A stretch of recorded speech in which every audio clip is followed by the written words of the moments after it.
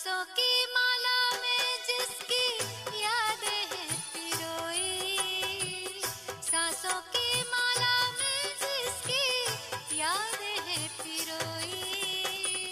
मेरे तो शिव बाबा एक दूसरों ना कोई, मेरे तो शिव बाबा एक दूसरों ना कोई। बाबा ही संसार मेरा, दुनिया मेरी वो ही, बाबा ही संसार मेरा, दुनिया मेरी वो ही। मेरे तो शिव बाबा एक दूसरों न कोई, मेरे तो शिव बाबा एक दूसरों न कोई।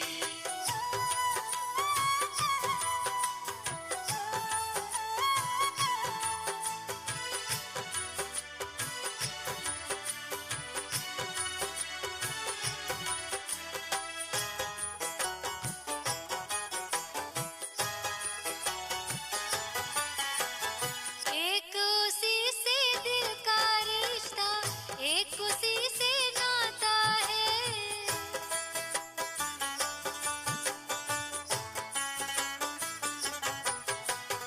एक उसी से दिल का रिश्ता, एक उसी से नाता है। इन नैनों को सिवा शिव के और नजर न आता है, इन नैनों को सिवा शिव के और नजर न आता है। मात पिता शिक्षक सद्गुरु, मात पिता शिक्षक सद्गुरु, बंधु सखा सब वो ही।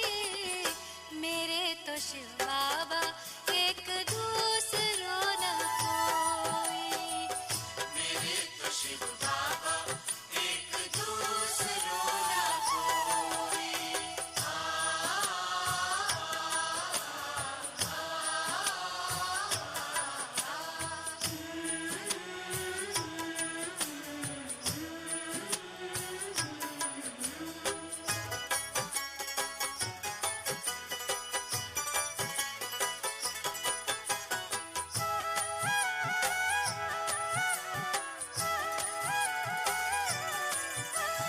जब से उसको जाना है, ऐसा मिला खजाना है,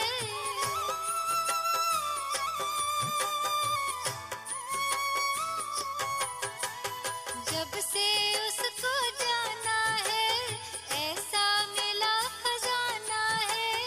पाकर अपना मीत सुहाना, मन को मिला ठिकाना है, पाकर अपना मीत सुहाना, मन को मिला ठिकाना है। उसी को पाने की खातिर थी, उसी को पाने की खातिर थी, युगों से अखियां रोई। मेरे तो शिव बाबा एक दूसरों न कोई, मेरे तो शिव बाबा एक दूसरों न कोई।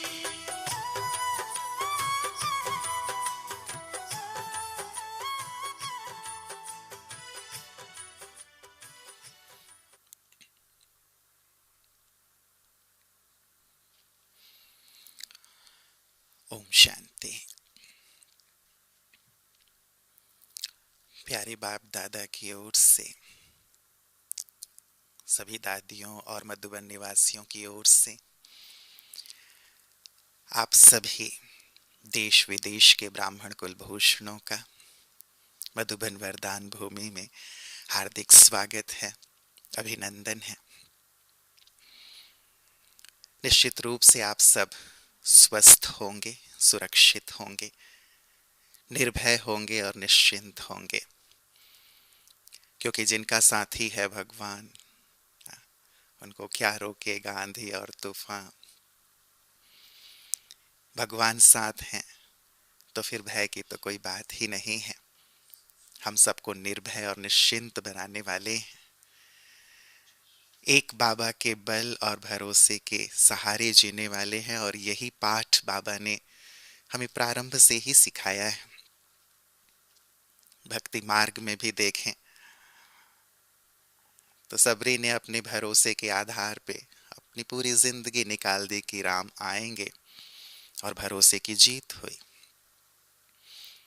मीरा ने भरोसे के आधार पर विष का प्याला पी लिया, विष भी भरोसे के आधार पर अमृत में तब्दील हो गया। पांडवों को भरोसा था भगवान पे कि भगवान साथ हैं तो जीत होगी। भगवान तो चुटकी ले रहे थे अर्जुन की कि सारी अक्षौणी सेना तो दुर्योधन ले गया, तेरे हाथ तो कुछ आया नहीं, कैसे जीत होगी।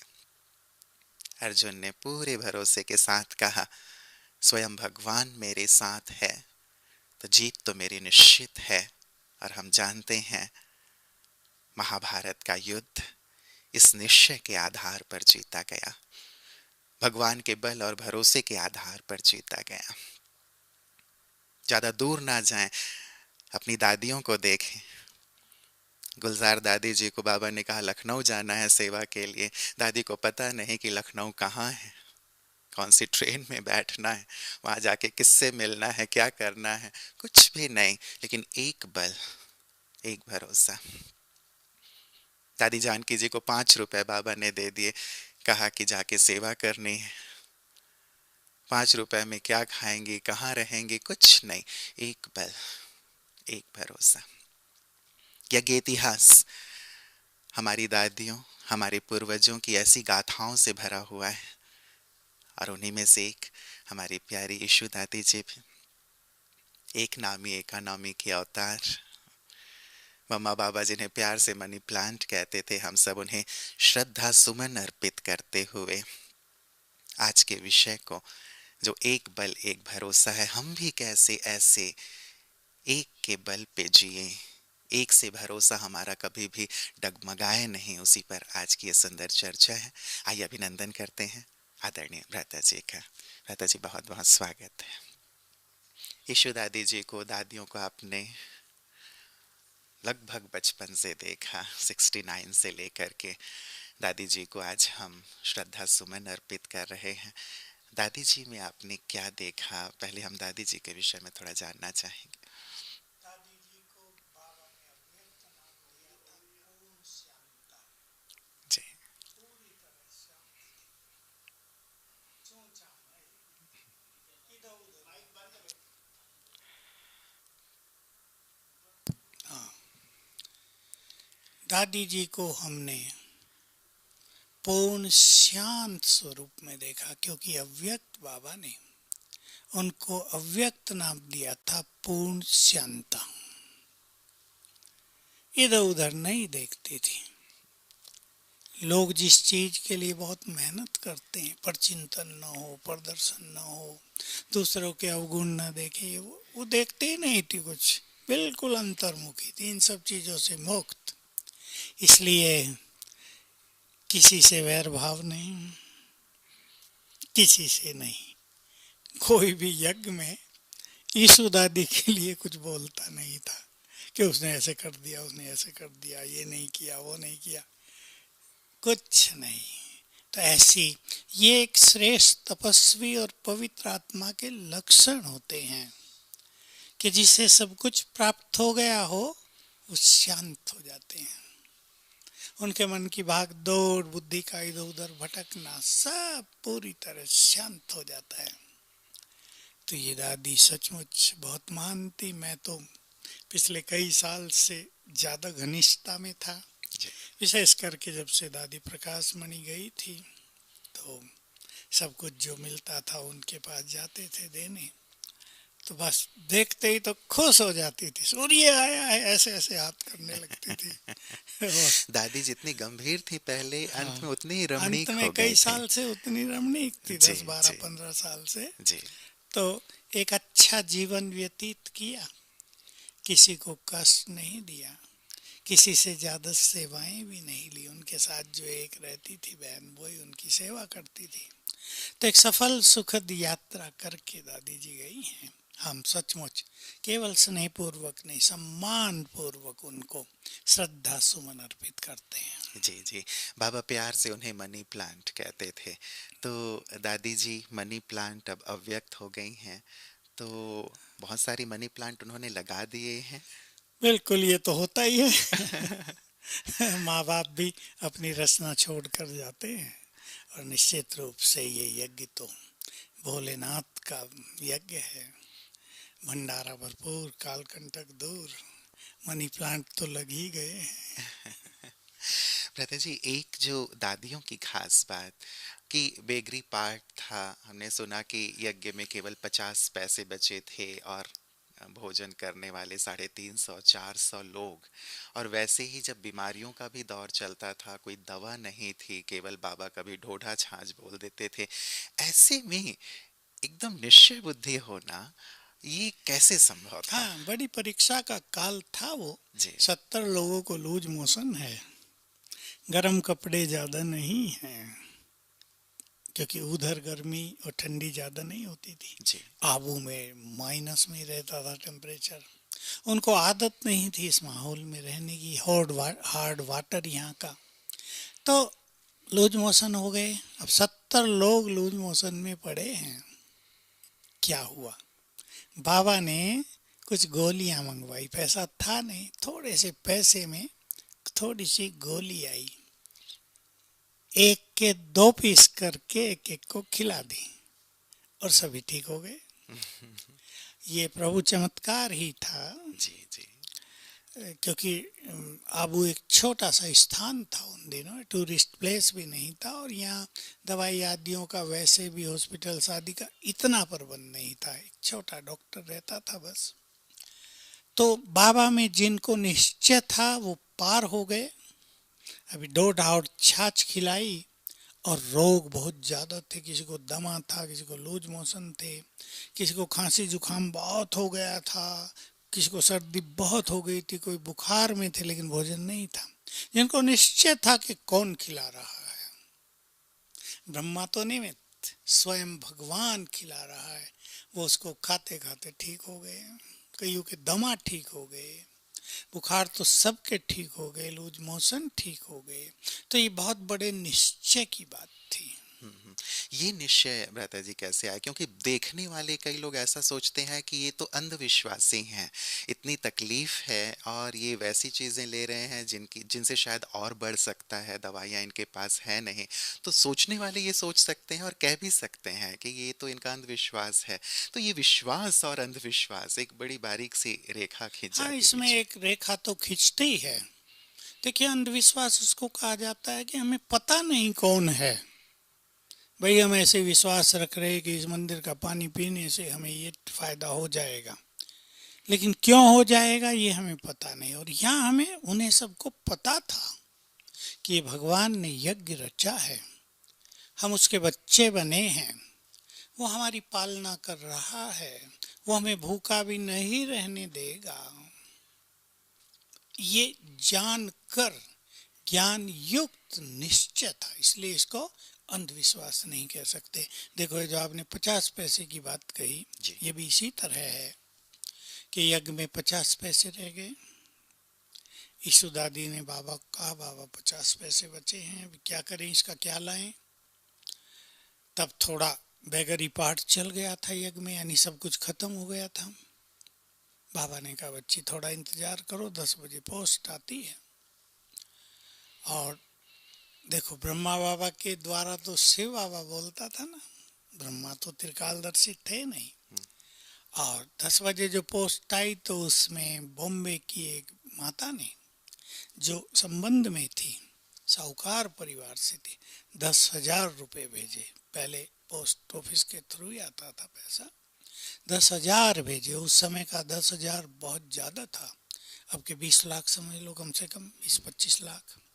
तो एक काम सुचारू रूप से चलने लगा और काफ़ी अच्छा हो गया। तो कईयों में थोड़ा संशय भी उठता था, ऐसा नहीं कि नहीं उठता था, क्या होगा, आज ही भोजन नहीं है, कल का तो पता ही नहीं।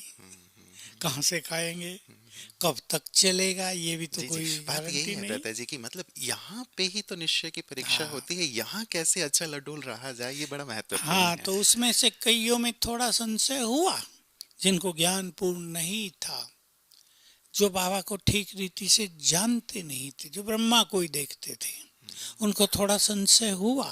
लेकिन जो स्ट्रांग थे, और स्वयं ब्रह्मा, सबसे बड़ी चीज तो उनकी थी ना, जो जिम्मेदार था, जिसके कंधों पर जिम्मेदारी थी। अब बच्चे तो फिर भी खुशी खुशी खेल कूद के भी समय बिता लेते हैं, बाप को तो चिंता होती है ना, माँ बाप को, जी भाई क्या करना है इनके लिए, ठंड लग रही है, कपड़े चाहिए, दूध चाय तो चाहिए, उसको तो इंतजाम करने की चिंता रहती है। लेकिन ब्रह्मा बाबा भी ऐसे बेफिक्र बादशाह थे, उनके बोल निकलते थे कि जिसके सब बच्चे हैं वो जरूर इनकी पालना करेगा, करता रहता है, रोज दिखता भी था ना, कर रहा है पालना। तो एक उन अनुभवों से, एक शिव बाबा को पूरी तरह जानने से, उसमें विश्वास रखने से वो समय पार हो गया। जी जी, मतलब हम भी अपने ज्ञान को बहुत ही प्रगाढ़ करते चलें और जानते और सीखते चलें कि हम भी ऐसे ही अनुभव के आधार पे आगे बढ़ सकते हैं। लता जी, प्रश्न आए हुए हैं सभी भाई बहनों के इसी से जुड़े हुए, वो मैं आपके सामने रख रहा हूँ कि बाबा कहते हैं एक नामी अर्थात एक से ही सर्व संबंध। कोरोना काल में जो भी हमारे करीबी संबंधी हमें छोड़कर जा रहे हैं, मन बार बार उन्हें याद कर रहा है। उनकी याद को कैसे कम करें, विशेष उसी संबंध से बाबा के साथ का कैसे अनुभव करें? ये भी देखो, एक ऐसी परीक्षा चल रही है अनेकों के सामने। जिनको ज्ञान नहीं है उनके लिए तो परीक्षा की बात नहीं होती, लेकिन जिन्होंने ईश्वरीय ज्ञान लिया है उनके सामने बहुत बड़ी परीक्षा होती है कि जब उनका कोई चला जाता है तो बाबा में संशय रखने लगते, मेरे पति को क्यों ले गया बाबा, मेरे बच्चे को ऐसे ही क्यों उठा लिया बाबा ने।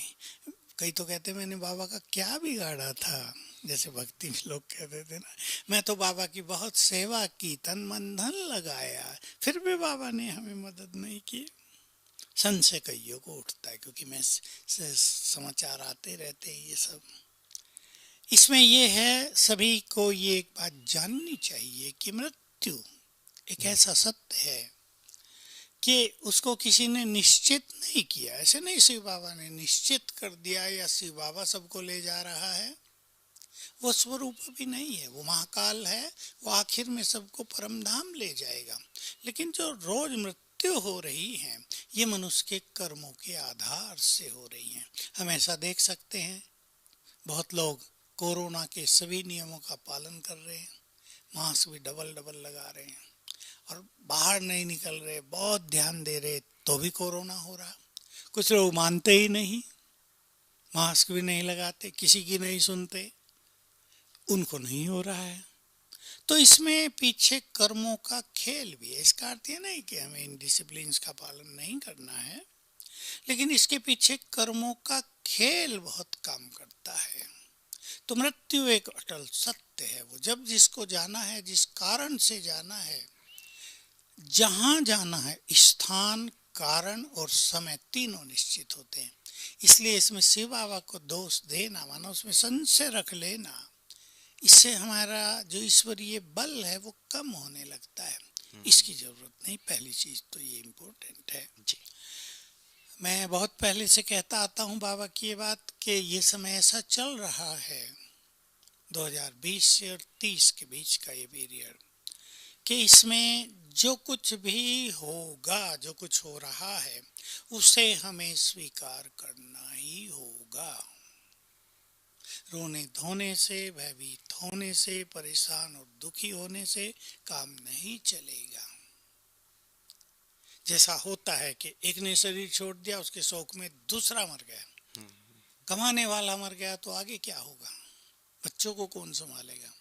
इसलिए बहुत हिम्मत, बहुत ज्ञान युक्त, शिव बाबा में विश्वास, उसके ज्ञान में विश्वास रखते हुए हमें चलना चाहिए। मैं इसे एक बल एक भरोसे की एक दूसरी व्याख्या कर देता हूँ जी। एक सर्वशक्तिवान से बल लेना और उसका जो ज्ञान है उसमें विश्वास रखना कि सब कुछ अच्छा होगा। बहुत सारी ज्ञान की बातें हैं, 50 हो सकती हैं, जी। उनमें विश्वास रखना। इस विश्व ड्रामा का शिव बाबा ने संपूर्ण ज्ञान दे दिया है। क्या हो रहा है, क्या होने जा रहा है, क्यों ये सब हो रहा है, इसकी एक क्लियर जानकारी दे दी। उसमें विश्वास, उसमें निश्चय कि जो भगवान ने बोला है वो परम सत्य है। अब रही बात उस संबंध से अनुभव करने की, मान लो किसी का पति चला गया, एक तो जो चला गया उसको हमें अच्छे वाइब्रेशंस देने हैं। ये हमें अपना परम पुनीत करते हुए भूलना नहीं चाहिए। रोने धोने से हमारे दुखों के वाइब्रेशंस उन आत्माओं को भी दुखी करेंगे। हम शांत हों, इस सत्य को स्वीकार करें। चलो, कोई भी ऐसा नहीं चाहता कि उसका जवान लड़का चला जाए, कोई भी नारी ऐसा नहीं चाहती कि उसका पति चला जाए, पर ये समय ऐसा है कि बहुतों को जाना है, तो वो नाता शिव बाबा से जोड़ ले। वो पतियों का पति मेरा पति है, प्रियतम उसे कहते हैं, जिससे हम बहुत ज्यादा प्यार करते रहे, जो हमारा अत्यधिक प्रिय है, वो है ही। इस नाते से इस बात को याद करके फिर उससे योग लगाएंगे तो चित्त भी शांत हो जाएगा। रही बात लड़का चला गया, मान लो लड़का कमाता ही था, परिवार उस पर डिपेंडेंट था। अब एक बहुत बड़ी बात होती है कि अब क्या होगा परिवार का।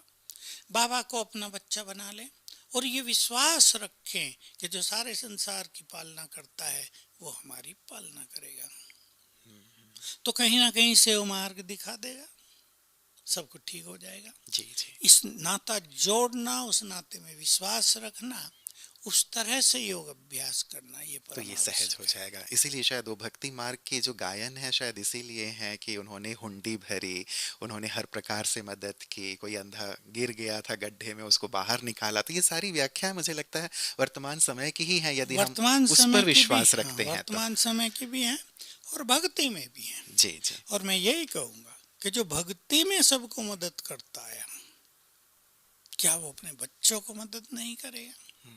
लेकिन जब मनुष्य परेशान होता है, उसमें अविश्वास कर लेता है और उसको ही गाली देने लगता है कोसने लगते हैं, और अब हम तुम्हें याद नहीं करेंगे, तुम्हारी बात नहीं मानेंगे। गुस्से में, चलो गुस्से में कहना तो ठीक है, अपनों पे ही गुस्सा किया जाता है, लेकिन अगर विश्वास टूट जाए तो बल खत्म हो जाता। निश्चय में बल है, चाहे वो माया को जीतने की बात हो, हमें बल मिलता है, चाहे वो परिस्थितियों को पार करने की बात हो, हमें विवेक मिलता है, बल मिलता है और हम पार कर लेते हैं। बिल्कुल। तो ये एक बहुत सुंदर सी बात है प्रता जी कि हम एक से बल लेते रहें और साथ ही उसके ज्ञान पर पूरा पूरा भरोसा रखें और उसे यूज भी करें।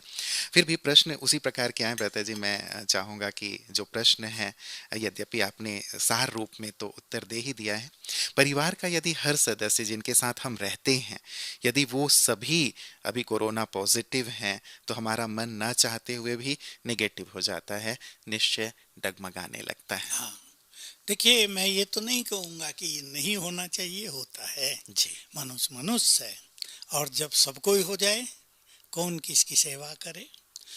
तो इसमें सबसे अच्छी बात ज्ञानियों के लिए ये है कि अपने पूरे परिवार की जिम्मेदारी बाबा को सौंप दें, योग के वाइब्रेशंस अपने परिवार में फैलाएं और ये संकल्प रखें सब ठीक हो जाएंगे। इसमें निगेटिव न हो, ताकि घर में हमसे निगेटिव एनर्जी न फैले। निगेटिव एनर्जी फैलती है डर के संकल्पों से। अब ये परिस्थिति ऐसी है, लोग समाचार सुन लेते हैं, 7 परिवार में 7 लोग थे, 7 मर गए। उस परिवार में 8 लोग थे, 8 मर गए। परिवार में 5 थे, 5 मर गए। तो ये सब सुन के मनुष्य का निगेटिव होना बड़ा स्वाभाविक है। मनुष्य सोचेगा कहीं हमारे साथ ये ना हो जाए। ये नहीं सोचना है। बाबा के ऊपर जिम्मेदारी सौंप दें, तुम्हें ले जाना हो ले जाओ, रखना हो रखना, हम तुम्हारे, यहाँ भी तुम्हारे, वहाँ भी तुम्हारे, और संकल्प करें मेरे साथ सब कुछ बहुत अच्छा होगा। वाइब्रेशंस फैलाएं, जो सेवा भाव है वो रखें।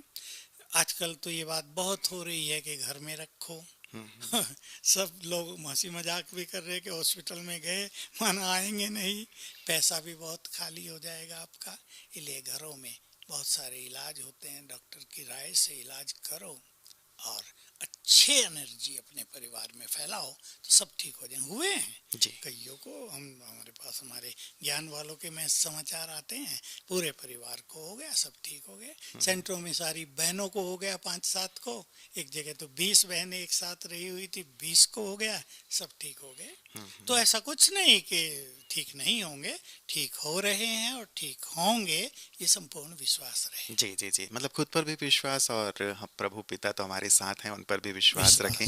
कईयों ने जो ज्ञान से नहीं जुड़े हुए, उन्होंने भी ब्रता जी अपने विश्वास के आधार पे भी इसे जीता है कि 95% लंग्स में इन्फेक्शन हो गया, लेकिन इस विश्वास से कि 5% तो ठीक है, उन्होंने अपने आप को वो कर लिया। तो हिम्मत हारने की आवश्यकता नहीं है। जो 2-3 बातें आपने कही, वैसे ही प्रश्न ब्रता जी, यदि घर का जो कमाने वाला था वही यदि चला जाता है तो फिर एक निश्चय डगमगा जाता है, या फिर हमारे जो घर वाले हैं हॉस्पिटलाइज हैं, उन्हें हमें देखने नहीं दिया जा रहा है, मिलने नहीं दिया जा रहा है, तो मन में ये संकल्प उठते हैं कि पता नहीं उन्हें कुछ दिया जा रहा है, नहीं दिया जा रहा है, उन्हें क्या हो रहा है। तो ये सारी स्थिति संकल्प चलाते हैं। बिल्कुल, ये बहुत प्रैक्टिकल है और मैं भी इसमें कहूँगा कि ये हमारी मैनेजमेंट की या सरकारों की बहुत बड़ी गलती है। हमारी केंद्र सरकार को ही ऐसा कुछ सिस्टम सेट कर देना चाहिए कि पेशेंट की रिपोर्ट बाहर मिले, भले ही परिवार वाले उसके पास न जाएं, लेकिन उन्हें पता तो चले उनके पेशेंट के साथ क्या हो रहा है, वो जिंदा है नहीं है, उसे पानी मिल रहा नहीं मिल रहा, उसे भोजन मिल रहा है नहीं मिल रहा, उसकी ट्रीटमेंट ठीक हो रही है या नहीं हो रही है। तो ऐसा सीसीटीवी भी लगाए जा सकते हैं, बाहर सब दिखता रहे। बहुत सारे साधन हैं आजकल विज्ञान के, इसलिए मैं तो सरकारों से रिक्वेस्ट करूंगा ऐसा प्रबंध करें, नहीं तो इससे क्या होता है, मानसिक रोग बढ़ रहे हैं। अब किसी का पति ही हॉस्पिटल में हो, पत्नी को कुछ पता न चल रहा हो, मृत्यु हो गई तभी पता दे रहे हो कि मर गया ले जाओ, तो ये बहुत बुरी चीज, कोरोना से भी भयानक ये स्थिति है जी। बाप बच्चों का हॉस्पिटल में हो और बच्चे तड़फ रहे हों और याद करके रो रहे हैं और उन्हें कुछ पता न चल रहा हो कि हमारे बाप के साथ हो क्या रहा है, कोई देख भी रहा है या नहीं। तो ये सचमुच हमारी सरकारों की का मिसमैनेजमेंट है, हॉस्पिटल्स का मिसमैनेजमेंट है। मैंने देखा एक जगह हमारी बहन एक हॉस्पिटल में है, उसके भाई ने फ़ोन किया, डॉक्टर साहब हमें तो देखना है, नहीं तो आप बाहर आओ और हमें सब कुछ बताओ। डॉक्टर बाहर आया, पूरी रिपोर्ट बताई, पूरा सब कुछ बताया और कहा दूर से 10-15 फीट से आपको दिखा देते हैं जी। तो दिखाया उनको, तो एक शांति हो गई। उन्हें अपने सारे परिवार को बताया लंबे चौड़े, तो सब शांत हो गए। नहीं तो मानसिक रूप से एक सदमा, एक डिप्रेशन, और मुझे यही लगता है कि इस गलती से डिप्रेशन बहुतों को हो जाएगा। जी जी। इसलिए सरकारों को ध्यान देना चाहिए, ऐसा प्रबंध करें।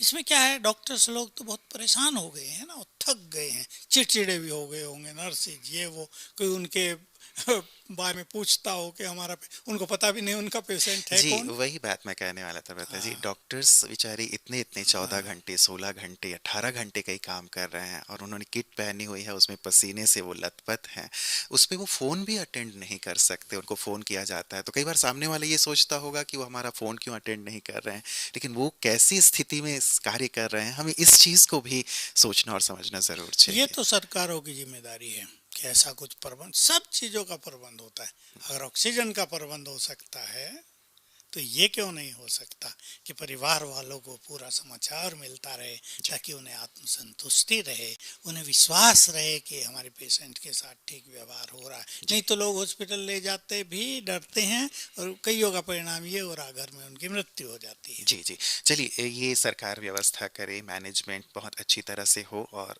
ये कोशिश की जानी चाहिए। लेकिन मान लीजिए अभी ऐसा नहीं हो पा रहा है, हमारे कोई प्रियजन इस अवस्था में है, यहाँ जो हमारा मदद करेगा, बाबा की कैसे मदद हाँ, मिलेगी? अगर ऐसी परिस्थिति है ही कि आपको मिलने भी नहीं दिया जा रहा है और मान लो ये भी अनाउंस हो गया कि हॉस्पिटल के पास 1 घंटे की ऑक्सीजन है, ये भी तो आजकल बहुत हो रहा है, और कुछ पता नहीं चल रहा है, तो बहुत अच्छा जो हमारे पास साधन है राजयोग, उसके वाइब्रेशंस पेशेंट को दिए जाएं योग अभ्यास करके, और कुछ सुंदर संकल्प भेजे जाएं।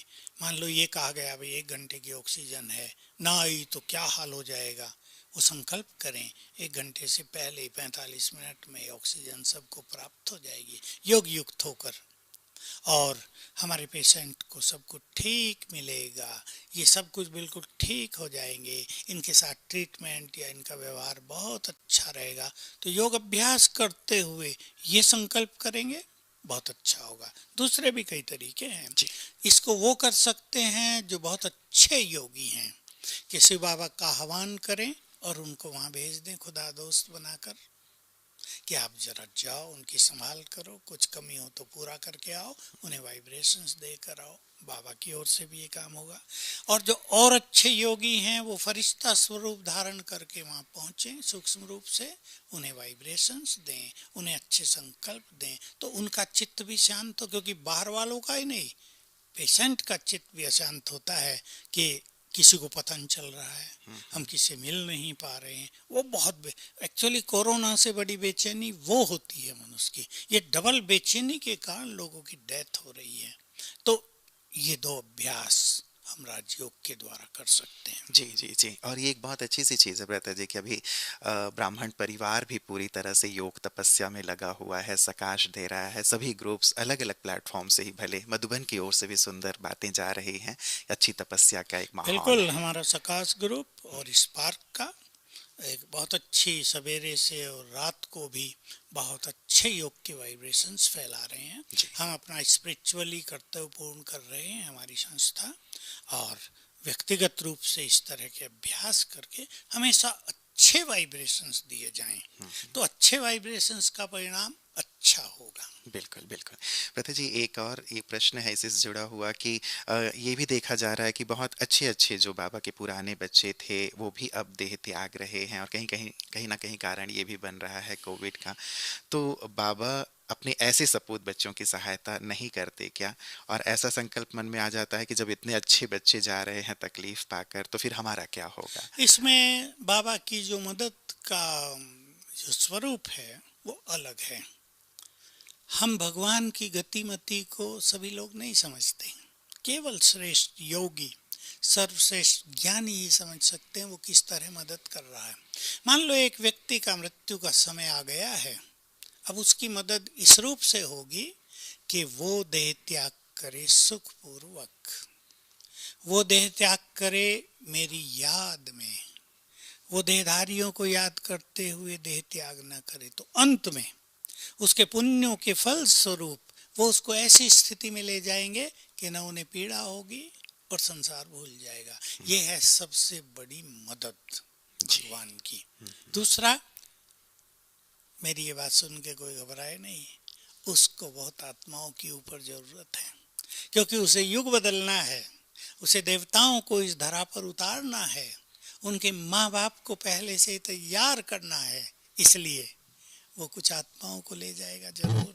अब वो ले जाएगा या ड्रामा अनुसार ये खेल ही बना हुआ है कि बहुत पवित्र आत्माओं को, श्रेष्ठ योगियों को, ब्राह्मणों को जाना ही होगा देवताओं को जन्म देने के लिए, अगला कार्य करने के लिए। इन एडवांस सतयुग की जो स्थापना होगी उसके लिए इन्हें जाना ही है। रही बात अंत में पीड़ा होना या न होना, ये हर एक मनुष्य की मनोस्थिति पर निर्भर करता है, लेकिन बाबा की मदद बहुत ज़्यादा होती है। जो उसके अच्छे बच्चे हैं, ईमानदार, जो उसके कार्यों में निष्काम भाव से लगे रहे हैं, जिन्होंने सचमुच उसके कार्यों को सफल किया है, इसका परिणाम उनको वो अंत में देता है। मुझे याद आ गई बात, एक बार भोली दादी ने बाबा से पूछा कि बाबा मैं तो योग करती नहीं, सेवा में रहती हूँ, तो मेरा क्या होगा?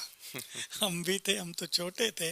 बाबा ने तो एक राज बता दिया था कि जो बाबा के कार्यों को सफल करते हैं, अगर वो 75% तक पहुंच गए तो 25% मदद उन्हें बाबा दे के पूर्ण कर देता है। अरे वाह। और उनको कहा था कि तुम्हारे तो सेवा से और गुणों से ही बहुत नंबर मिल रहे हैं, ठीक है बाबा को याद भी किया करो। तुम तो ज्ञान का स्वरूप हो ही। जो ज्ञान सुनते हैं वो तो लड़ते भी रहते हैं तुम तो ज्ञान का स्वरूप हो। तो ये बाबा की मदद भिन्न भिन्न तरह से मिल रही है। जी जी, ये आपने एक सुंदर सी बात कह दी कि हम 75 तक तो पहुंच जाएं जोर लगा के, 25% बाबा की ओर से मिलेगा। तो बिल्कुल। सचमुच वो जो एक चीज है, हम शायद, मुझे लगता है हम एक कालदर्शी होकर कई बार देखते हैं कि ऐसा ऐसा हो रहा है समर्पित या पुराने बच्चों के साथ भी, लेकिन वो त्रिकालदर्शी स्थिति यदि हो तो सचमुच बाबा की मदद को हम समझ पाते हैं। हर चीज कल्याणकारी नजर आएगी। जी जी जी। पता जी, इसमें है कि इन परिस्थितियों के बीच यदि मेरा मन हलचल में आ रहा है तो इसे क्या कहा जाएगा कि मुझे बाबा पर निश्चय नहीं है, भरोसा नहीं है? मन के हलचल में आने के कई कारण होते हैं। या तो मनुष्य ने ब्राह्मण बनने के बाद बहुत अच्छे कर्म न किए हों, जैसे बाबा चाहता है। वो कर्म मनुष्य को डराते हैं आजकल। ये जो भय फैलता जा रहा है ना, ये कोरोना के कारण तो हो ही रहा है, पर मनुष्य के पाप भी उसको डरा रहे हैं। ये सबकॉन्शियस माइंड में भय भरा हुआ रहता है पाप कर्मों के कारण। अब मान लो एक चोर चोरी करने गया है, और वो भयभीत तो है ही ना, भले ही वो एक्सपर्ट चोर है कहीं पकड़ा गया, कहीं देख लिया तो क्या होगा। तो वो भय सबकॉन्शियस माइंड में भरा रहता है। जी। तो वो भय अब बढ़ रहा है। तो अपनी स्थिति अगर हलचल में है, बहुतों की है, बहुत लोग भयभीत हैं, क्या होगा। उन्हें ये भी नहीं कि क्या होगा, उन्हें ये पता है कि बाबा हमारे साथ है, फिर भी एक अनचाहा भय उन्हें सता रहा है। ये फोन भी एक दो रोज आ जाते हैं। तो वास्तव में ये पूर्व जन्मों का भी इफेक्ट है। कहीं भय हमारी सबकॉन्शियस माइंड में बहुत ज्यादा समा गया हो, हमने कोई ऐसे कर्म कर लिए हों पूर्व जन्मों में, बहुतों को सताया हो, भयभीत किया हो, तो उसका रिटर्न भय के रूप में इस समय आता है। लेकिन हम मास्टर सर्वशक्तिवान का बहुत अभ्यास करें। मैं आत्मा अजर अमर अविनाशी हूँ, मैं कभी मरते ही नहीं। मरना तो मेरे लिए एक वस्त्र उतारने जैसा खेल है। ज्ञान का बहुत अच्छा चिंतन करें। बाबा मेरे सिर पे छत्र छाया है, मेरे साथ सब कुछ बहुत अच्छा होगा, और बुरा भी हुआ तो हमारे कर्मों का हिसाब किताब पूरा होगा। ऐसे ज्ञान का चिंतन करते बेफिक्र बादशाह बनेंगे तो स्थिति बहुत अच्छी रहेगी। मैं फिर रिपीट कर दूं, मैं बार बार कहता हूं, जो कुछ होगा उसे स्वीकार करने की आदत डालें, और जो कुछ होगा उसे साक्षी भाव से देखने की भी प्रैक्टिस करें। जी जी, ये ज्ञान तो सबके पास है ही भ्राता जी। फिर भी क्योंकि बाबा पे बहुत अधिकार रखते हैं ना, हुज्जत रखते हैं, तो इसलिए उसी को तो कह सकते हैं, और तो कोई हमारी सुन नहीं रहा है। तो इसलिए एक अगला प्रश्न ये आया है कि बाबा कहते हिम्मतवान बनो तो बाबा की मदद मिल जाएगी, हिम्मत का एक कदम मदद के 1000 कदम मेरे। लेकिन अभी मन में ये भाव आता है वर्तमान समय के अनुसार कि बाबा की मदद मिले तो मेरे अंदर हिम्मत आए, मेरा बल बढ़े। तो क्या थोड़े समय के लिए रिवर्स नहीं हो सकता? हो जाता है। बाबा अपने बच्चों को मदद करता है। बाबा कहा करते थे, जब बाबा को लोग कहते थे ना, बाबा विनाश नहीं हो रहा है, कि विनाश तो करा दें, सहन कर पाओगे। बाबा नहीं चाहता जब विनाश हो तो मेरे बच्चे भी तड़फते रहें। तो वो तो माता पिता है ना, अपने बच्चों को तड़फता देखकर शक्तियां देता है, वाइब्रेशंस देता है। लेकिन यदि हम उससे जुड़े हुए नहीं होंगे, हमारी बुद्धि की लाइन क्लियर नहीं है, तो हम उसकी मदद को रिसीव कहाँ करेंगे। रोज ईश्वरीय महावाक्य सुनने चाहिए, उसकी मदद ईश्वरीय महावाक्यों से हमें प्राप्त होगी। लोग क्या कर रहे हैं, ऐसे उदास निराश हिम्मतहीन हो जाते हैं, मुरली नहीं सुनते, सवेरे नहीं उठते। तो बाबा बहुत पहले एक चीज कहा करते थे कि मैं सुप्रीम टीचर बनकर आया हूँ, और टीचर का नियम नहीं है कि एग्जाम के समय वो मदद करेगा। एग्जाम के समय तो किसने क्या तैयारी की है वो बच्चों को खुद लिखना होता है, पेपर देना होता है। उस टाइम मैं अब हूँ साथी, तब हो जाऊंगा साक्षी। तो वो समय बढ़ रहा है, लेकिन बाबा तो साथी है, जिन्होंने लंबा समय उसको अपना साथी बनाया है। सच तो ये जिन्होंने बहुत अच्छा पुरुषार्थ किया है, क्योंकि बहुत लोग ढीले भी रहे ना। भगवान बोलता रहा, सुनी अनसुनी करते रहे, अपने धंधों में लगे रहे, उलझनों में लगे रहे, लड़ाई झगड़े में लगे रहे, कोई इम्प्योरिटी में लगे रहे। लेकिन जिन्होंने सब कुछ अच्छा किया है उन्हें तो अंत तक भी उसका साथ मिलता ही रहेगा। जी जी जी। अब मान लीजिए हमने वो नहीं किया है, अब मैं अलबेलेपन में रहा, मैंने टाइम वेस्ट किया, मैं इधर उधर घूमता फिरता रहा, लेकिन अब मेरी आत्मा जागृत हो गई है, अब मैं पुरुषार्थ भी अच्छा चाहता हूँ और बाबा की उस मदद को भी लेना चाहता हूँ, तो अब मैं क्या करूँ? रोज सवेरे उठ के बहुत अच्छा योग करें, आप स्ट्रिक्टली श्रीमत का पालन करें, प्योरिटी को स्ट्रिक्टली अपना लें और अच्छा योग अभ्यास करें। अगर योग अभ्यास लग जाए, योग होने लगे, तो बेटा पार हो जाएगा। लेकिन कुछ ऐसा हो रहा है आजकल, जो बाबा कहते थे ना, लंबे काल का पुरुषार्थ चाहिए। तो जिन्होंने लंबा काल अच्छा बिताया है वो अब अच्छे योगी बन गए हैं और बन जाएंगे, और जिन्होंने लंबा काल गंवाया है वो चाहते हुए भी योग नहीं कर पाएंगे। लेकिन अगर किसी का योग लगता है, उसकी भिन्न भिन्न विधि हम सुझाते ही हैं। जी। सवेरे कर लो, 10-10, 15 मिनट बैठ के 2-4 बार कर लो, थोड़ा अब अंतर्मुखी हो जाए और पास्ट को भूल कर फिर से जोड़ लगाएं तो किसी हद तक पहुंच ही जाएंगे। जी जी जी। मतलब अपना प्रयास, पुरुषार्थ, हिम्मत रख के जारी रखना चाहिए। प्रता जी, दादी जी ने भी 8 घंटे योग के लिए विशेष कहा था, और इस बार भी हम लोगों ने भी अपने ग्रुप में, और जैसे मैंने पहले भी कहा कि सभी लोग अपने योग के चार्ट के लिए विशेष करके प्रयास कर रहे हैं। 8 घंटे योग का चार्ट हम लोगों ने भी ग्रुप में दिया है। तो प्रश्न है कि इतनी परीक्षाओं के बीच क्या 8 घंटे योग का चार्ट रखना संभव होगा?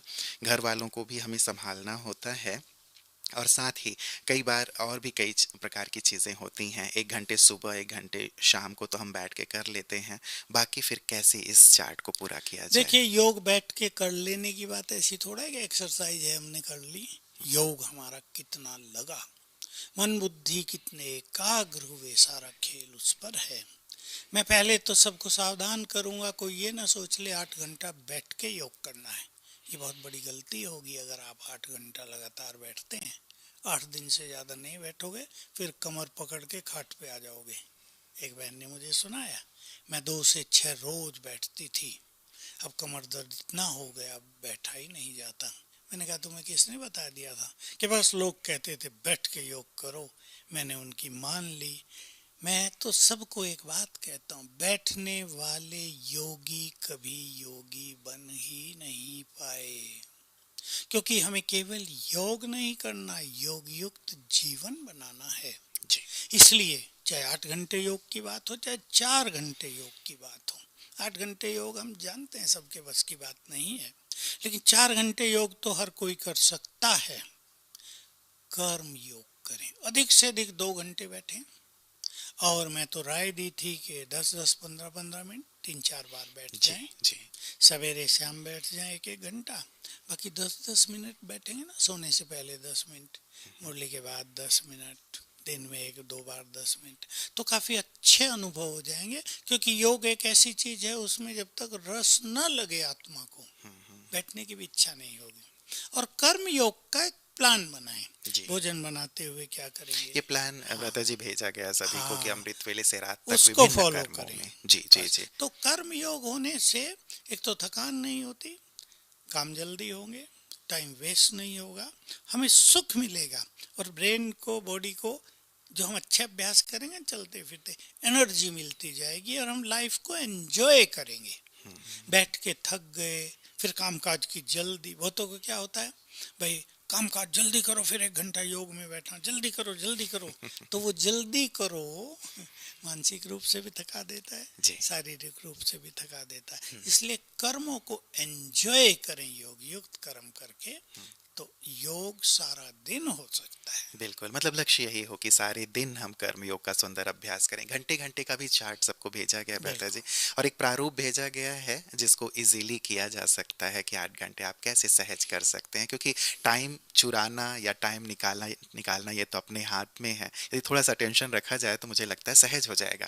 लेकिन जो बात एक आपने पहले कही कि योग लगना चाहिए, तो कई बार हम ऐसी प्लानिंग तो कर भी लेते हैं, लेकिन वो योग का रस बस नहीं आता, योग लगता नहीं, या हमने प्लान किया कि मुझे करना है, लेकिन वो रात को जाके याद आता है कि अरे ऐसी ऐसी प्लानिंग हुई थी लेकिन हुआ कुछ नहीं, भूल गए हम। तो यहाँ क्या किया जाए?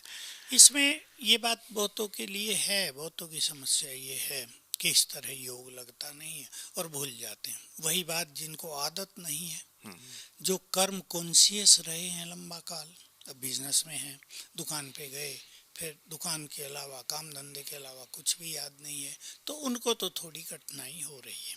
और बाबा एक बात कहते थे मुरलियों में कि जो व्यक्ति सारा दिन बाह्यमुखी रहता है, ईश्वरीय आज्ञाओं का पालन नहीं करता, तो सवेरे अगले दिन माया उससे बदला लेती है, उसे योग ही नहीं करने देती कि तुमने भगवान की नहीं मानी, अब मैं तुम्हें ठीक करती हूँ।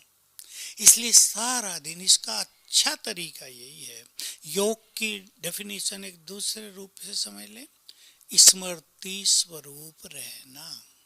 तो ऐसे 2 स्मृति ले लें सारे दिन के लिए, 3 ले लें, बस कोई एक भी ले सकता है कि मुझे आज सारा दिन ये अभ्यास करना है। जैसे मैं आत्मा हूँ और मैं बहुत भाग्यवान आत्मा हूँ। मतलब बहुत सारी चीजें लेने बहुत की सारी बजाय चीज एक ही ले ली जाए। दिन में बहुत बार याद कर लो, तो इससे क्या होगा, धीरे धीरे मन शांत होगा, बुद्धि थोड़ी साफ होगी, क्योंकि मन और बुद्धि दोनों बहुत अच्छी चाहिए योग अभ्यास के लिए। तो अभ्यास करते करते स्मृति, मान लो स्मृति ले ली, मेरा 5000 वर्ष का ये पाठ पूरा हुआ, अब मुझे देह छोड़कर वापिस जाना है अपने धाम, और बैठ गए परम धाम में। 1 मिनट में चक्र लगा लिया, तो मन शांत रहेगा, बुद्धि योग युक्त रहने के लिए अपने को तैयार करेगी, और मन की जो भटकन है वो भी खत्म होगी, और मन एक ऐसी शांत और आनंद से भरी स्थिति में रहने लगेगा कि धीरे धीरे ऐसा करने से बैठने पे योग लगने लगेगा। धीरे धीरे करना चाहिए, 10-10 मिनट बैठो, सवेरे आधा घंटा कर लिया, शाम को आधा घंटा कर लिया, फिर बढ़ाएंगे जैसे जैसे स्थिरता आएगी, बढ़ तो आप ही जाएगा, मन ही करेगा कि अब हम ज्यादा बैठे। कई बार इस चीज को भारी रूप में ले लेता है। चलिए एक लक्ष्य तो दे दिया जाता है कि 8 घंटे किया जाए, दादी जी की तरफ से भी जैसे भेजा गया, लेकिन नहीं हो पा रहा होता तो एक अलग प्रकार का हम दबाव महसूस करने लगते हैं, या डिसहार्टन हो जाते हैं कि हमसे शायद नहीं हो पाएगा, हमारा भाग्य नहीं है, या आदि आदि इत्यादि। तो ऐसी जो एक दिल शिकस्त वाली फीलिंग आ जाती है, वहां क्या करें? नहीं, इस दिल शिकस्त को भी हमें समाप्त करना है। और अगर किसी ने योग आधा घंटा ही रोज किया हो तो 8 घंटे उसके लिए वैसे ही कठिन है जैसे पढ़ाई में कोई स्टूडेंट 3rd डिवीजन वाला हो और उसे कोई कहा जाए 90+ मार्क्स लाने हैं तुम्हें, तो उसको तो टेंशन हो जाएगा ना। इसलिए वो 3rd से 2nd में आएगा, फिर कुछ समय बाद 1st डिवीजन में आएगा, फिर उसके आगे बढ़ेगा। ये क्रम अपनाना चाहिए। तो जिनका योग आज तक हुआ नहीं है और वो उनको 8 घंटा लक्ष्य दे दिया जाए तो या तो होगा नहीं, फाइनली वो मान लेंगे ये अपना सब्जेक्ट नहीं है, या निराश रहेंगे। खुशी ही नहीं रहेगी। जो 4 घंटे योग भी कर रहे उसकी भी खुशी चेहरे पर नहीं आएगी कि 8 तो हुआ नहीं, आज तो 7:45 ही हुआ है। तो ऐसा सेंसिटिव भी हमें नहीं बनना चाहिए, बल्कि धीरे धीरे बढ़ाओ, स्मृति स्वरूप रहो। मैं 8 घंटे की बात तो खैर दादी ने भेजी है, वो ठीक है उमंग उत्साह के लिए, पर 4 घंटे स्मृति स्वरूप रहने का सबको लक्ष्य हो जाना चाहिए। उससे जीवन अच्छा हो जाएगा, परिस्थिति कम हो जाएंगी और हमें शिव बाबा की मदद बहुत मिलेगी। जी, और 4 हो गया तो 8 तक पहुंचना भी इजी हो जाएगा। एक विश्वास पैदा होता है। जैसे गाड़ी के गियर भी हम एक एक करके ही बदलते हैं, 1 से 2, फिर 3, 4, 5 की ओर ले जाते हैं। एक झटके में ही हम 5 में नहीं चले जाते हैं। तो ये थोड़ा सा क्रम से हम आगे जरूर बढ़ें। प्रति जी, ये है कि एक प्रश्न कि मुझ आत्मा के बाबा पर विश्वास को मेरे घर वाले वहम कहते हैं। उन्हें लगता है कि कुदरत ही सब कराती है, तो मैं उनको कैसे विश्वास दिलाऊं कि सचमुच बाबा हैं? अब देखो, संसार में तो मते भिन्ना क्या कहते हैं, वो भिन्न भिन्न मत वाले लोग हैं। जी जी। अब किसी की कुछ मत है, किसी की कुछ, इन बातों की ज्यादा चिंता नहीं करनी चाहिए और ये भी नहीं सोचना चाहिए मैं इन्हें विश्वास कैसे दिलाऊं। आपको अपने परिवार को यदि लाइन पे लाना है तो आपके चेहरे की चमक, आपके चेहरे की रूहानियत, आपके बोल में परिवर्तन, आपके क्रोध का शांत होना, ये उन पर गहरा प्रभाव डालेगा। आप उन्हें कुछ सुनाएं, इससे अच्छा होगा कि वो सुनने के लिए तैयार हो जाएं। और इसकी विधि यही है कि आपके जीवन को देखकर उनके सारे प्रश्न खत्म हो जाएं। जी। बाबा कहते हैं एक बल एक भरोसा निश्चय बुद्धि। तो वर्तमान परिस्थितियों को देखते हुए किन किन प्रतिकूल परिस्थितियों में भी निश्चय बुद्धि हमें बनना है?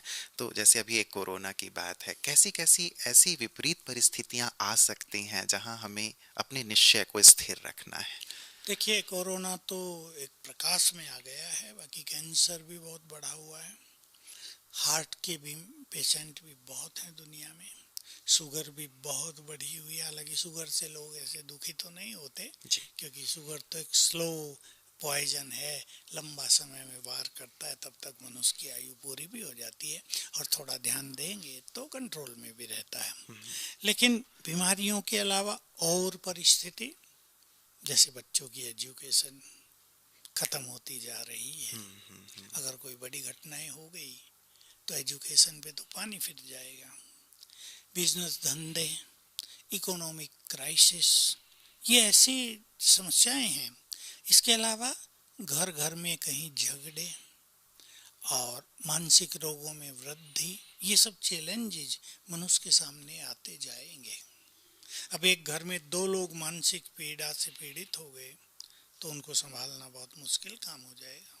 इसलिए पहले से ही अच्छे योग का अभ्यास करना, क्योंकि एक बल और एक भरोसे हम तब हो सकते हैं जब हमारा योग बहुत अच्छा हो, तभी हमें अच्छे अनुभव होते हैं। योग किसी का है नहीं और वो कहे मुझे तो बाबा पर विश्वास है, वो सब कुछ ठीक कर देगा, तो इसमें समय लग जाएगा। उसका निश्चय फिर डामाडोल होता रहेगा। इसलिए 4 घंटे योग अवश्य हो और अपने को बहुत पॉजिटिव रखना है। बाबा में विश्वास का अर्थ ये नहीं कि वो हमें मरने नहीं देगा, ये गलत लोगों का विचार है। वो तो आया ही है सबको ले जाने के लिए, हमारी मौत सहज कर देंगे, सब कुछ सहज कर देगा, हमारे जीवन की यात्रा को सहज कर देगा। उसकी मदद के भिन्न भिन्न स्वरूप हैं, भिन्न भिन्न स्वरूप होते हैं। देखो, मान लो कोई पेशेंट है और उसको ऑक्सीजन नहीं मिल पा रही, और अगर आप योग युक्त हैं तो सहज प्राप्त हो जाएगी। इंजेक्शन नहीं मिल रहा है, आप योग युक्त हैं तो सहज आपको प्राप्त हो जाएगा। तो उसमें विश्वास और उसको साथ लेकर चलना। अपने घर में 5 बार बाप दादा का आह्वान करें। पेशेंट को कहीं ले जा रहे हैं, घर से जा रहे हैं, बाबा का आह्वान करें। क्या अपने को परेशान न कर दें कि सब कुछ भूल जाए। तो बाबा से जुड़े रहेंगे तो उसका बल मिलता रहेगा। इम्पोर्टेंट चीज, अगर जुड़े ही नहीं होंगे तो उसका बल कैसे मिलेगा, और जब बल ही नहीं मिलेगा, अनुभूति नहीं होगी, तो विश्वास तो डगमगाएगा ही। इसलिए ज्ञान की भी 2-4 पॉइंट अपने पास अच्छी तरह रखनी है। जैसे बाबा मेरी छत्र छाया है, बाबा कह रहे बच्चे चिंता ना करो, मैं बैठा हूँ। बाबा कह रहे हैं बच्चे मन के सारे बोझ मुझे अर्पित कर दो, मेरे को तेरे में अर्पित कर दो। ऐसे कम से कम 5 पॉइंट तो अपने पास सदा रखनी चाहिए, जो हमें निश्चिंत रखे। तब उसके बल का अनुभव होगा, उसकी मदद का अनुभव होगा और उसमें विश्वास बना रहेगा। बिल्कुल, मतलब ये है कि बाबा की मदद तो हो ही रही है, वो कर ही रहे हैं, बस हमें अपनी लाइन को क्लियर रखना है और उस मदद को जिस रूप में वो दे रहे हैं उसे रिसीव करना है, समझना है। थोड़े थोड़े में भ्राता जी, जो हमारी मेडिकल से जुड़े हुए डॉक्टर्स हैं, नर्सेज हैं, और भी जो इस प्रकार के, चाहे वो ज्ञान में हैं या नहीं भी हैं, उनके लिए क्या कहेंगे इस दौर में जब उन्हें इतना वर्क करना पड़ रहा है अपने परिवार से दूर रह करके? 2 बातें मुझे कहनी है अपने डॉक्टर्स से। अप्रिशिएट तो सभी कर रहे हैं डॉक्टर्स की सेवाओं को, हम भी करते हैं सच्चे दिल से, संस्था की ओर से, ब्रह्मा कुमारी की ओर से, कि जो भी सब डॉक्टर्स, नर्सिस और मेडिकल स्टाफ या मैनेजमेंट है, निसंदेह सब लोग पूरा जोर लगा रहे हैं। ऐसा कोई नहीं है कि उसके पास पेशेंट आया है और वो चाहेगा कि ये ठीक ना हो। डॉक्टर्स तो चाहते हैं हर व्यक्ति ठीक हो, उनका भी नाम रोशन होगा इससे। जी। तो जोर तो सब लगा रहे हैं, लेकिन नियति का खेल कुछ और चल रहा है, उसको हम जानते हैं। इसलिए सभी डॉक्टर्स बधाई के पात्र हैं।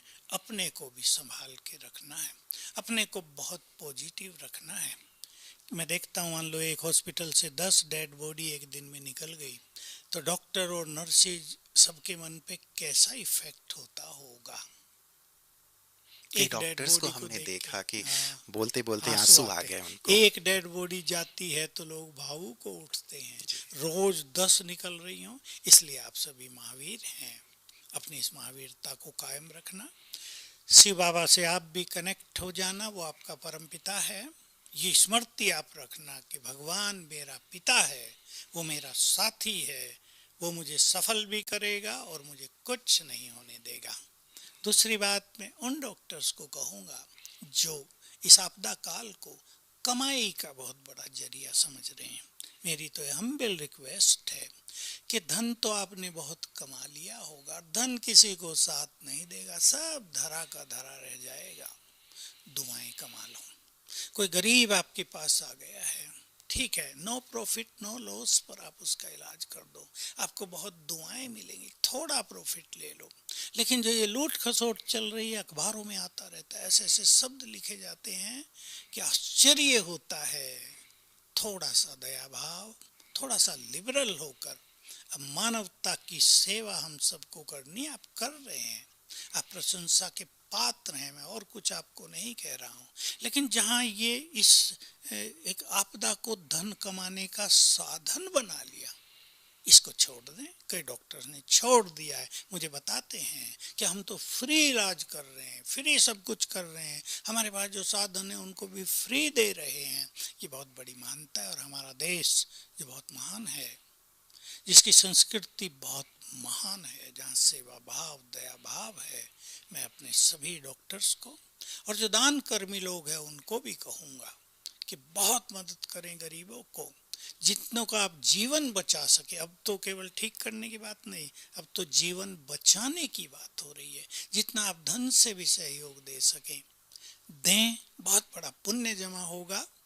आपका पाप का खाता ढीला होता जाएगा। हमें तो बहुत खुशी होती है जब सुनते हैं किसी गरीब मुस्लिम लड़के ने अपनी ऑटो को एक सिलेंडर रख दिया और फ्री ले जा रहा है पेशेंट को हॉस्पिटल में, लोग उसे फरिश्ता कह रहे हैं। किसी ने अपनी कार को ही वो बना दिया है पूरा आइसोलेशन सेंटर, और उसमें वेंटिलेटर सेंटर बना दिया, ऑक्सीजन रख दिया, साधन रख दिए। बहुत बड़ी चीज़ है ये, हमारे देश की शान है, हमें ऐसे लोगों पे गर्व है। तो मैं सभी को कहूँगा, ऐसा पुण्य करने का, अपने देश का नाम रोशन करने का ये बहुत सुंदर समय है। ऐसा आप करेंगे तो परमात्मा मदद के पात्र बन जाएंगे, आप उसकी नज़रों में आ जाएंगे और आपदा काल में वो आपका साथी बनकर रहेगा। जी जी, ऐसे अच्छे अच्छे कार्य बहुत हो रहे हैं भ्राता जी। हाँ। जैसे आपने कहा डॉक्टर्स भी हैं, आम आदमी भी सब जिस प्रकार से भी हो सकता है मदद करने में लगा हुआ है। टीम्स बन गई हैं जो शवों का दाह संस्कार भी कर रहे हैं। तो बहुत अच्छे अच्छे समाचार मिलते हैं।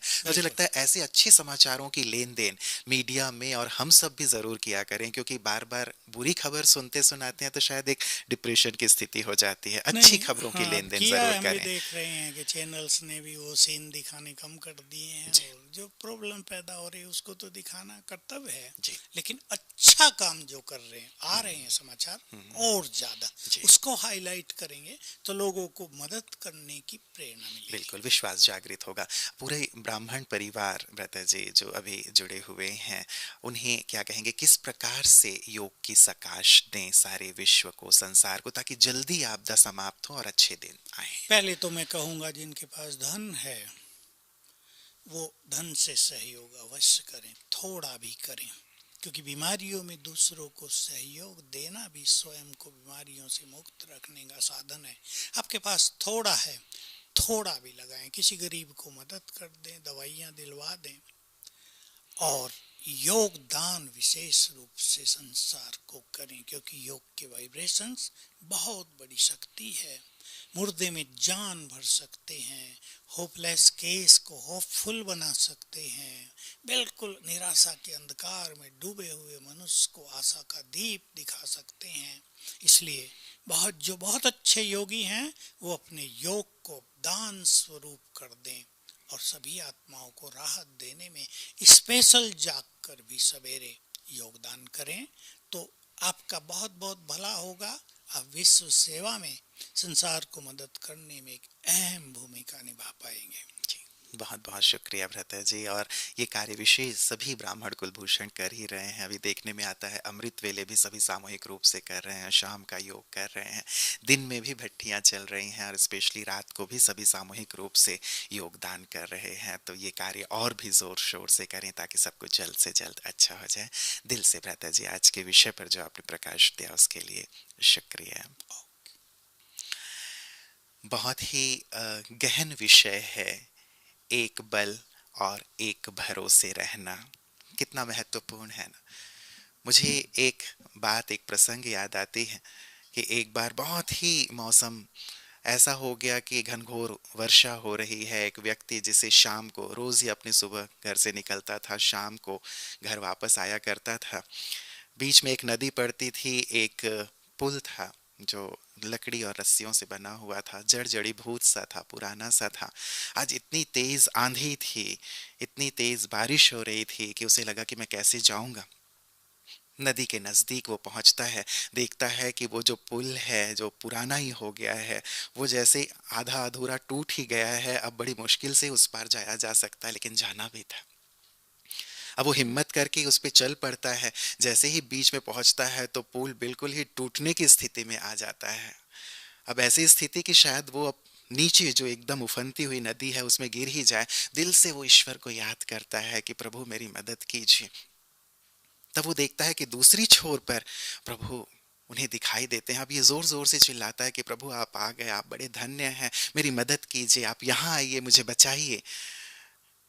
लेकिन प्रभु वहीं खड़े रहते हैं, वो टस से मस नहीं होते। ये जोर जोर से चिल्लाता है कि आइए मेरी मदद कीजिए, मैं एक कदम भी आगे नहीं बढ़ा पा रहा हूँ और नीचे उफनती हुई नदी है। लेकिन फिर भी वो वहीं रहते हैं और इसकी ओर देख रहे होते हैं बड़े प्यार से।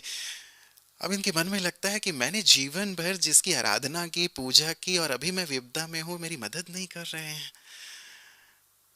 बहुत ही मन में उल्टे सीधे भाव आने लगते हैं। भगवान को भी वो बहुत कुछ कहने लगते हैं कि भगवान आप ऐसे हो, वैसे हो, सचमुच लोग सही कहते हैं कि आप बहरे हो, आप सुन नहीं रहे हो, मैं विपदा में हूँ। अब जैसे तैसे करके वो हिम्मत जुटा के धीरे धीरे धीरे करके आगे बढ़ता है और उस छोर पर पहुंचता है। जैसे ही छोर पर चढ़ता है उसके मन में होता है कि मैं बड़ी मुश्किल से यहाँ तक पहुंचा हूँ, जैसे ही वहां पहुंचूंगा ना, बच तो गया हूँ, भगवान को खूब भला बुरा कहूंगा कि तुम किसी काम के नहीं हो, तुम कोई मदद नहीं करते हो। कि जैसे उस पर पहुंचता है तो उसकी आंखों में आंसू आ जाते हैं और वो भगवान की चरणों में आ जाता है, क्योंकि वो देखता है कि केवल एक ही लकड़ी और रस्सी ऐसी बची हुई है जिसके निकलते ही वो पूरा का पूरा पुल धराशायी हो जाता, और उसे भगवान ने बड़े जोर से पकड़ा हुआ था कि ये जो है मेरा बच्चा वो वहां से सकुशल वापस आ जाए। यदि ये छोड़ के वहां छोड़ते तो वो तो नीचे ही चला जाता ना। तो ईश्वर की ये जो मदद है हम नहीं समझ पाते। मुझे लगता है कि जब हम नजदीक पहुंचते हैं, उसके समीप पहुंचते हैं, तब हम जान पाते हैं कि वो कैसी हमारी मदद करते हैं, वो हमसे कितना प्यार करते हैं। तो इस समय भी हम दिल से एक बल, एक भरोसा रहते हुए, एक नामी रहते हुए न केवल अपने निश्चय को परिपक्व करें, लेकिन औरों के भी निश्चय को बल प्रदान करें, उसके साथ रहें, साक्षी होकर भले देखें हर चीज को, लेकिन सकाश भी देते चलें। तो आप स्वस्थ रहें, मनसा सेवा और तपस्या में व्यस्त रहें, बाबा की याद में भी आप बहुत मस्त रहें। अपनों का और अपना विशेष करके ख्याल रखिएगा, क्योंकि ये दौर ऐसा है जबकि सारे संसार को, विश्व परिवार को हमारी बहुत बहुत आवश्यकता है। तो आए गहन तपस्या करें, एक नामी होकर सारे विश्व को इस विपदा से जल्द बाहर निकालें। ओम शांति। चले अब एक बाबा की याद में हम सब समा जाएंगे।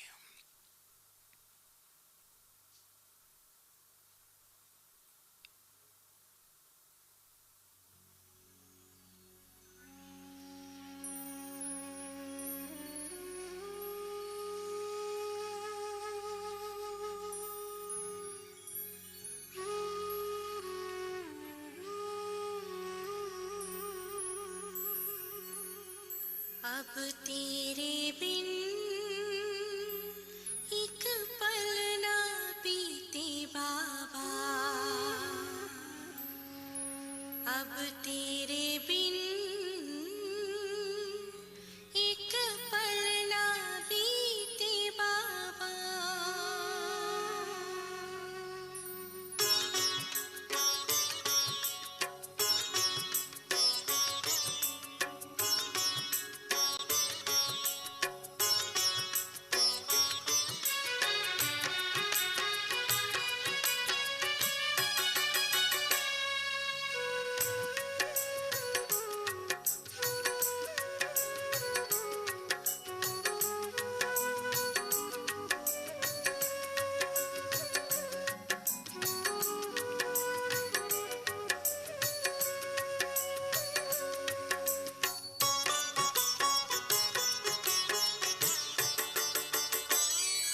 अब तेरे बिन एक पल ना बीते बाबा,